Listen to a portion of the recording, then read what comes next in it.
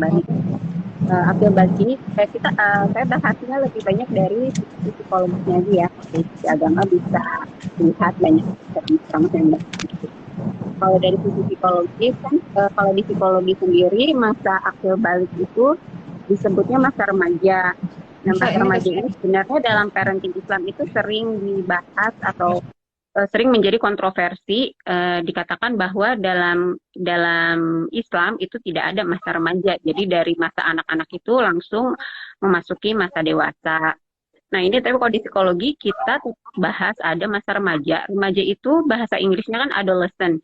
Nah, adolescent itu dari bahasa Latin yang artinya tumbuh atau tumbuh dewasa. Jadi pengertian remaja di psikologi yang berasal dari adolescent itu sebenarnya ya sama-sama mengakui bahwa anak itu memasuki masa dewasa.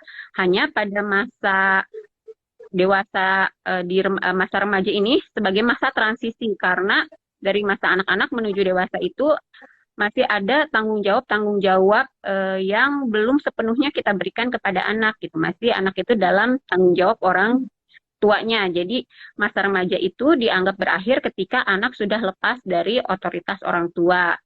Biasanya pada usia eh, antara 18 sampai 22 tahun. Itu transisi antara masa remaja ke dewasa. Dalam artian pada usia segitu anak biasanya ada yang ketika kuliah dia ada yang sudah keluar dari rumah orang tuanya, ada yang kuliah dengan menafkahi diri sendirinya, dan ada juga yang keluar dari rumah orang tuanya dan benar-benar lepas di tanggung jawab orang tuanya dengan menafkahi diri sendiri itu ketika lulus kuliah yang kalau tepat waktu lulusnya usia 22 tahun itu udah lulus ya. Jadi kita nggak akan bahas perdebatan ini. Intinya apa sih yang perlu kita persiapkan?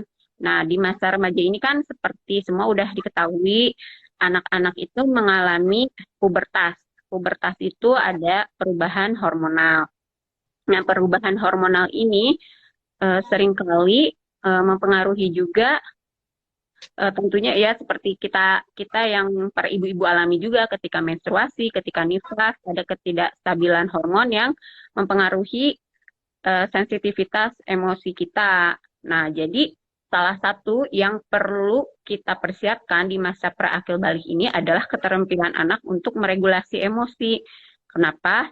Seperti kita lihat, kita sering ya melihat remaja itu sering dibilangnya apa ya, ababil, ABG Ya, labil. ABG Gitu. labil. Sering dibilang ABG labil kenapa? Karena emang emosional gitu, terlihatnya emosional. Atau ketika orang dewasa yang emosinya meledak-ledak, seringkali kan dibilangnya, kalau bahasa umum sering dibilangnya kekanak-kanakan. Karena yang biasanya emosional itu anak-anak. Atau kalau misalnya, saya dulu pernah waktu praktikum ada orang dewasa sudah usia 35, tapi dari hasil pemeriksaan kepribadiannya terlihat seperti remaja. Dibilangnya sama dosen saya ini remaja 35, usianya 35 tahun, tapi dia seperti remaja karena emosinya masih belum stabil. Jadi tandanya orang sudah memasuki dewasa itu dia sudah memiliki kematangan emosi. Dia bisa meregulasi emosinya, bisa mengendalikan. Jadi intinya bukan berarti kita tidak boleh menunjukkan emosi atau merasakan emosi, tapi bisa mengimbangi antara rasio dan emosi. Kapan kita perlu menunjukkan emosi kepada orang lain dengan stimulus yang tepat, reaksi yang tepat, dan kapan kita perlu lebih banyak menggunakan rasio atau pikiran kita gitu. Jadi ada keseimbangan antara emosi dan rasio, itu yang dikatakan dewasa. Nah, itu makanya ketika anak mau memasuki masa remaja atau akil balik ini, salah satu yang penting kita kita persiapkan adalah keterampilan keterampilan dia untuk meregulasi emosi. Apalagi kalau kita tahu, misalnya contohnya kayak Teh Deviana, Abang Iza itu kan peka banget perasaannya halus. Nah, itu dari sekarang Pak, jadi kita perlu mengenali juga nih ya karakteristik anak kita. Kalau saya Fabian itu ekspresif, dia udah nggak mudah gitu ya, jadi udah berkali-kali coba diajarkan juga nggak gampang ya, nggak seperti ngomong anak itu perlu diajarkan regulasi emosi, dan praktiknya tidak semudah itu gitu. Kita lihat juga karakter anaknya, seperti misalnya kalau anak saya cukup ekspresif dan meledak-ledak, itu membuat dia untuk bisa menunjukkan ekspresi emosinya dengan tenang secara verbal itu perlu berkali-kali diingatkan. Terus kalau seperti Teh Deviana udah tahu Abang Iza ini halus gitu rasanya, jadi gimana biar ketika ia sudah memasuki masa remaja, ketika hormonalnya tidak stabil, eh, lalu ada perkataan teman yang menyinggung, dia bisa menggunakan strategi Akhirnya. kognitif agar ia tidak terlalu sakit hati atau tersinggung dengan perkataan temannya atau perkataan orang tua atau hal-hal yang tidak sesuai harapannya yang terjadi di lingkungan. Itu yang pertama. Dan ini kenapa regulasi emosi ini penting, karena nanti emosi yang kita rasakan itu kan akan berpengaruh pada pengambilan keputusan yang kita lakukan. Nah, ketika anak sudah masuk masa akil balik, dia itu kan dikatakan sudah mukallaf ya, sudah terkena beban syariat. Dia harus mempertanggungjawabkan semua yang dilakukannya. Jadi dia harus bisa mengambil keputusan yang tepat. Keputusan yang tepat bisa diambil ketika kita tenang. Kalau kitanya lagi emosi gitu, apalagi emosi negatif, mungkin nanti keputusan yang diambil olehnya juga akan terpengaruh emosinya. Nah ini juga kalau saya sih sering dan ini nggak sejak nggak baru ketika anak sekarang bisa usia 11-12 tahun sedang menuju masa bali baru kita ingatkan. Sebenarnya dari kecil, kalau saya ke Papian dari kecil selalu mengingatkan setiap melakukan sesuatu atau berkata itu selalu pikirkan. Saya selalu mungkin kalau ditanya dia mama itu sering banget ngomong berpikir sebelum bertindak, berpikir sebelum bertindak. Saya selalu mengingatkan dia, selalu berpikir sebelum bertindak, berpikir sebelum berbicara gitu. Karena kamu harus mempertanggungjawabkan. Jadi dari sekarang selalu diingatkan, kamu itu nanti harus mempertanggungjawabkan semua yang kamu katakan dan semua yang kamu lakukan gitu. Jadi berpikir dulu sebelum bertindak. Itu dan itu nanti kan keputusan yang dia lakukan dalam tindakannya, dalam kata-katanya dipengaruhi emosi. Dan terutama itu ya yang khas Teh Deviana juga pasti lebih tahu lah apa yang terjadi pada masa pubertas ya. Itu nanti akan berpengaruh ke emosinya. Jadi tadi regulasi emosi itu penting. Terus hal lain yang perlu dipersiapkan, ini dari penelitian hampir semua anak yang memasuki masa akil balik atau mengalami pubertas itu mereka mengalami penurunan dalam self esteem. Apa itu self esteem? Self esteem itu adalah evaluasi atau penilaian diri anak terhadap keberhargaan dirinya, terhadap dirinya. Kenapa? Jadi karena secara kognitif anak itu sudah mulai bisa berpikir abstrak, berpikir idealistik. Jadi kadang mereka sudah mulai punya pikiran-pikiran idealis. Manusia yang baik itu seharusnya gimana?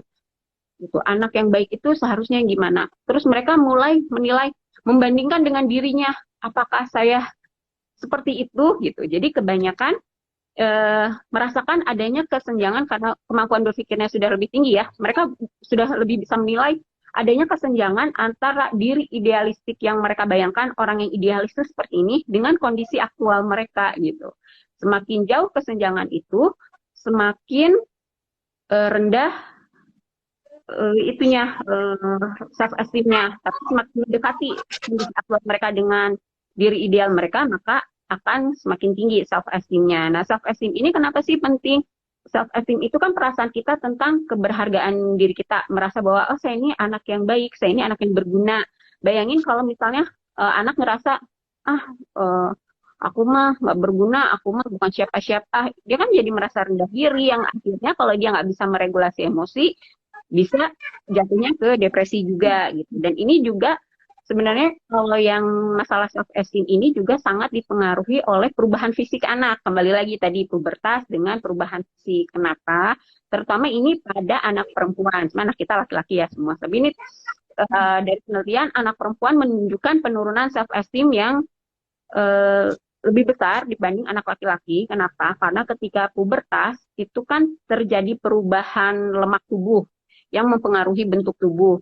Terus anak-anak karena perubahan hormonal ini, karena pubertas ini, mereka jadi lebih mudah gemuk.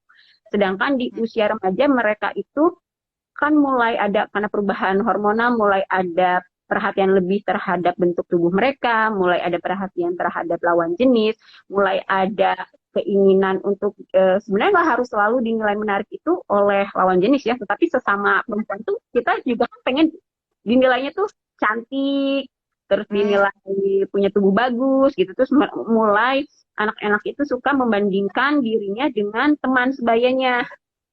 biasanya kan kalau apalagi kalau anak kita sebenarnya homeschooling, kalau anak-anak yang di sekolah, yang sekolah, biasanya di sekolah itu kan yang populer itu anak-anak yang cantik, yang badannya bagus gitu. Nah, jadi ketika dia membandingkan ngerasa tubuhnya nggak bagus dibanding dengan yang tadi yang ideal itu bagaimana, itu dia akan mengalami penurunan self esteem itu gitu. Terus apalagi yang perlu dipersiapkan lagi adalah eh, penemuan identitas diri. Nah, yang khas lagi di masa remaja itu adalah penemuan identitas diri. Identitas diri ini banyak banyak apa ya namanya, banyak bidang, bukan bidang-bidangnya. Jadi ada identitas spiritual, ada identitas pekerjaan, ada identitas kepribadian. Tadi bukan identitas ya, identitas pekerjaan itu maksudnya identitas vokasional ya, identitas karir, terus identitas politik gitu ya, yang identitas gender. Salah satu yang paling penting ya, pertama kita sebagai muslim identitas identitas seksualnya. Jadi dia harus menyadari bahwa dia itu seorang muslim. Begitu dia memasuki masa balik, akil balik, semua perilaku dia itu mulai terkena beban syariat, harus dia pertanggungjawabkan. Jadi itu bagian, jadi kita mengenalkan itu dari sejak dini sebenarnya kita mengenalkan bahwa dia itu muslim. Seorang muslim itu harus taat pada hukum Allah. Semua yang dia lakukan harus sesuai dengan hukum Allah. Itu bagian kita mengenalkan identitas muslimnya. Terus identitas gender, dari kecil kita sudah mengenalkan identitas gender. Nah ini yang juga lagi hits ya, kayak sekarang lagi semakin banyak LGBT ya. Ya KTP kan sekarang udah bisa buat yang transgender gitu masalahnya kan. Oh ya, baru tahu ada. Berarti udah Ya, diakui ada ya? di berita. Kemarin aku baca kayak gitu.